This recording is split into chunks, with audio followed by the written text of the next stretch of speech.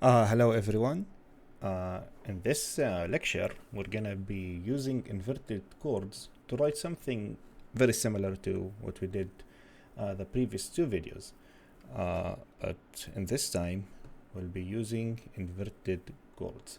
Now, inverted chord is basically instead of writing a chord like this, you should know that already that this is a C major chord. The root wouldn't be the first note of the lowest pitched note in the chord. It would be somewhere else. So instead of the C being the lowest note, it would be an E, for example. So we have and as always, you need to play the C note twice for it to actually be the inverted C chord. So in this case, it will be, hold on, I'll write all the cases actually. In this case, it would be a C chord, C major chord, nothing special. But for example, if the lowest note wasn't a C and it was an E instead, my bad, it would be called C sixth. That means it's the first inversion of the chord. It's called a sixth because now between the E and the C, there's a sixth. There's a major sixth distance. That's why it's called basically a C major sixth. And the last inversion in the triads, at least, is the second inversion, which would be the G as the lowest note, or the any fifth degree of the note. So in this case, it would sound something like this, and it's called no, not bad, and it would be called C 4/6. Because there's now a distance of a sixth between the E and the C, but also a fourth between the G and the C. So let's hear how they sound.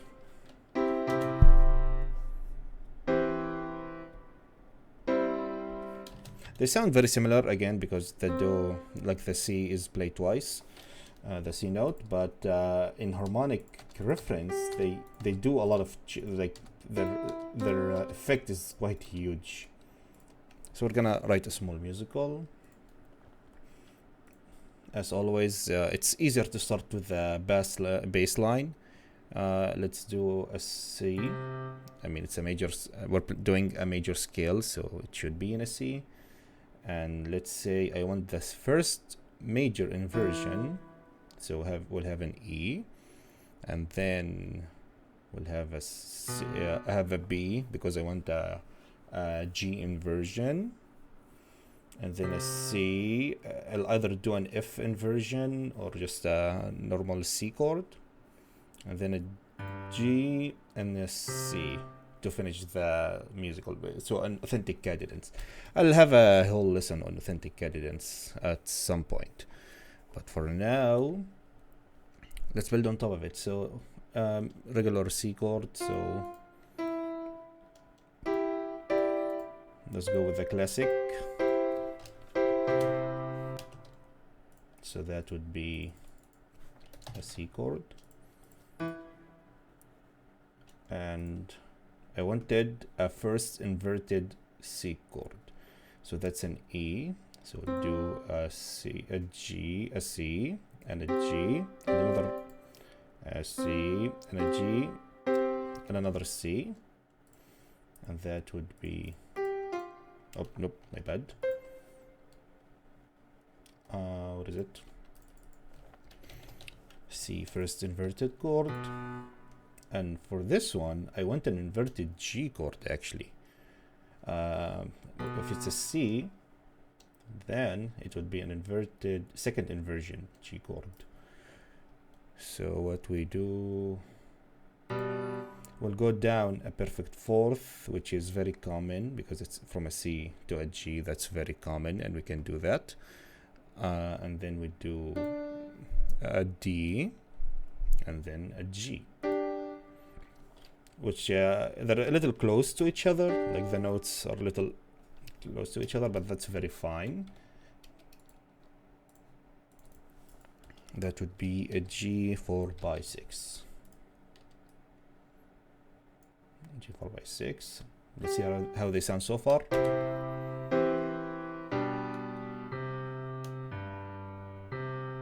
Again, that's the like a cadence. Like you can't get more perfect cadence than this. Okay, and now because we need the B to go to C, because we're writing classical music, at least in this lecture, because of the satisfying leading tone finish, that's a must in chords, at least in classical music. Let's do an F. I think an F would sound great.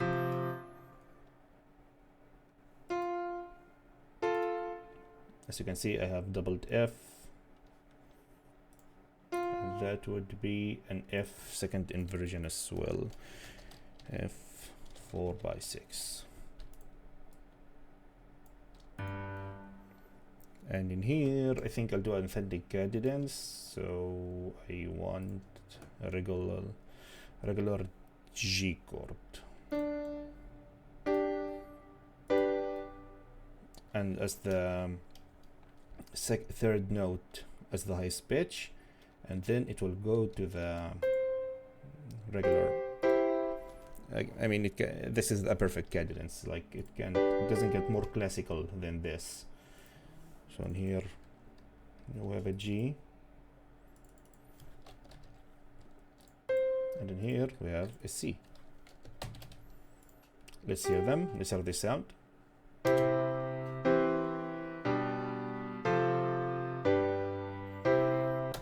Okay, again, it can't get more classical than this.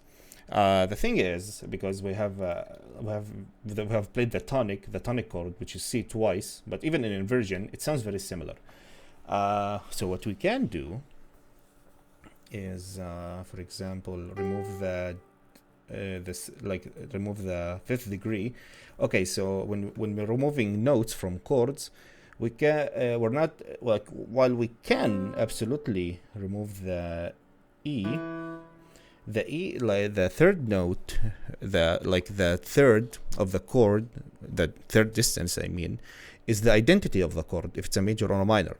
So if, for example, we remove the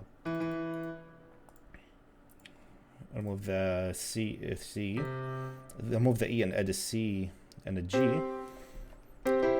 we have a power chord basically. Which sounds fine, but a power chord you can't identify if it's a major or a minor. Again, in metal, I play heavy metal. We always do that. It's not an issue. But again, it's a quality of life type of thing. So let's remove the G and have a C instead. No, okay. If in this case we must have it as a first position, like not inverted, because otherwise the other C will be really high, and that's catastrophe.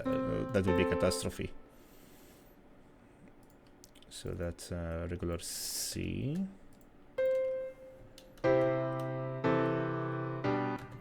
Sounds, oh, that's an A, that's why. Okay, let's try again.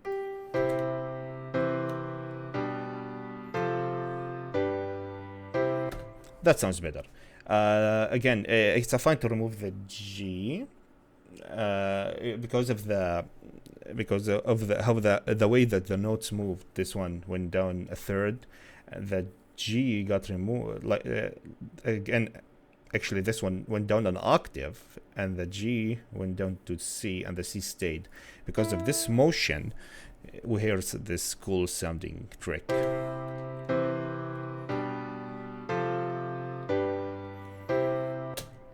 But yeah, that's it about inversions, and that's it about basically removing notes. We'll be doing that a lot to improve everything that we'll be playing.